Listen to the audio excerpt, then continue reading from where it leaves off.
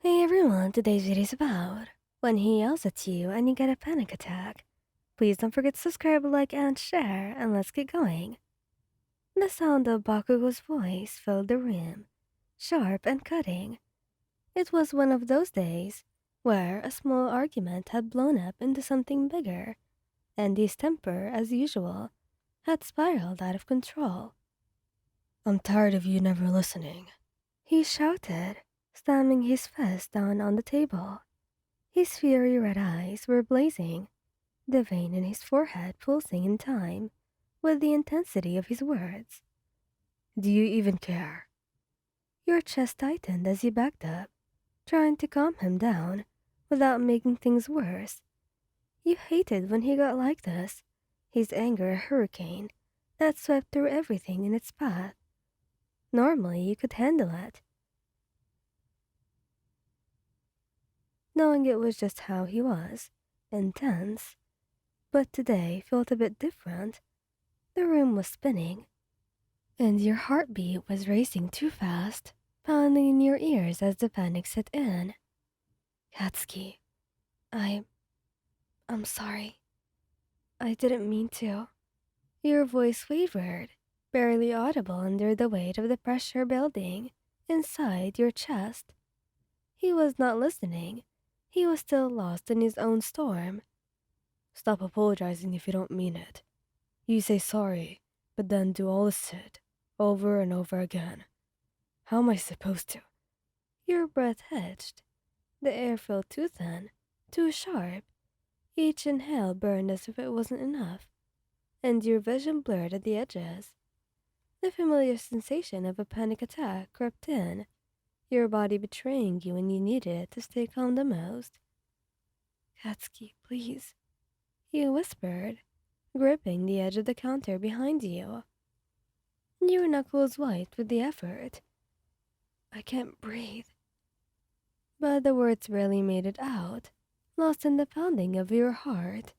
Your knees weakened, and before you knew it, you were sinking to the floor, your hands trembling as they pressed against your chest, trying to force air into your lungs. Bakugo's anger froze mid-sentence when he saw you drop to the ground. His eyes widened in shock as the realization hit him like a freight train. The color drained from his face, and all the fury that had been simmering vanished in an instant. Hey, hey, what the hell? His voice cracked, softer now, the sharp edges replaced with panic of his own. He rushed towards you, crouching down and reaching out, but hesitating, as if he even wasn't sure what to do. Shit, babe. I didn't mean. Breathe, okay? Just breathe, damn it. Your vision was swimming, dark spots filling your gaze, but you could hear him now, his voice frantic, desperate. Katsuki, I can't. Your throat constricted, and you pressed a hand to your mouth, trying to steady yourself, trying to find air that seemed to disappear the more you sought it. I'm here, alright. I'm right here.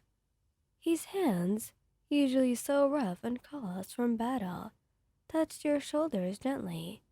His whole body was tense, as if he was holding himself from grabbing you in fear that he'd make things worse.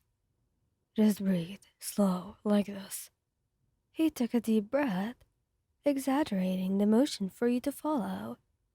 In through your nose, okay? Then out through your mouth, slowly. You tried to focus on his voice, on the way his hands moved to your back, rubbing soothing circles as he struggled to mimic his breathing. Each inhale was a fight, each exhale shaky and uneven, but little by little, the panic ebbed, replaced by a creeping exhaustion that left you limp in his arms. That's it. Keep going. His voice was softer now, a little shaky, but still trying to be strong for you. You're okay. Alright, you're safe. I've got you. When your breathing finally steadied enough that the room stopped spinning, you felt his arms wrap around you. pulling you close. His head rested on top of yours, his breath warm against your hair. You could feel the tension in his body, the way his muscles were still coiled, as if he couldn't fully relax until he was sure that you were okay. I'm sorry, he murmured, his voice low and pained. I didn't. I shouldn't have yelled. Damn it. I didn't mean to scare you like that. You stayed quiet for a moment, still trying to gather yourself, your fingers clutching the fabric of his shirt, as if you needed something to anchor you. It's not your fault, you whispered after a very long pause. I just couldn't handle it this time. I I don't know. No. He said firmly, pulling back just enough to look at you, his eyes filled with a guilt that was so rare to see in him. It is my fault. I was an asshole.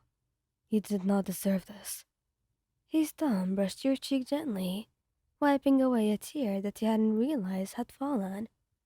Your chest ached at the sight of him, this strong, powerful man, now looking so vulnerable, so afraid that he had hurt you. You leaned into his touch, feeling the warmth of his hand, the steadiness that you always found with him, even when things got rough. I'll do better, he promised, his voice thick with emotion.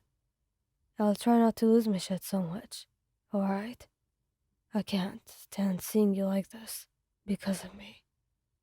You nodded, your throat tight again, but this time with emotion rather than panic. I know you will. He pressed his forehead against yours, his hand still holding you close. I don't deserve you, he muttered, more to himself than you. Don't say that. You closed your eyes, taking in the steady rhythm of his heartbeat beneath your fingertips. You're everything to me, Katsuki. We're just figuring this out together. For a long while, the two of you stayed like that, wrapped in each other, letting the weight of the moment pass. His breathing was calm now, his warmth surrounding you, and for the first time in hours, you felt like you could finally breathe again. I love you, he whispered against your hair, his voice soft and raw, a confession that carried all the weight of his earlier anger, but none of the harshness. I love you too, he whispered, your voice stronger now, feeling a little more like yourself again in his arms. And for now, that was enough. Thank you guys for listening. I hope you like this video. Please don't forget to subscribe, like, and share, and goodbye.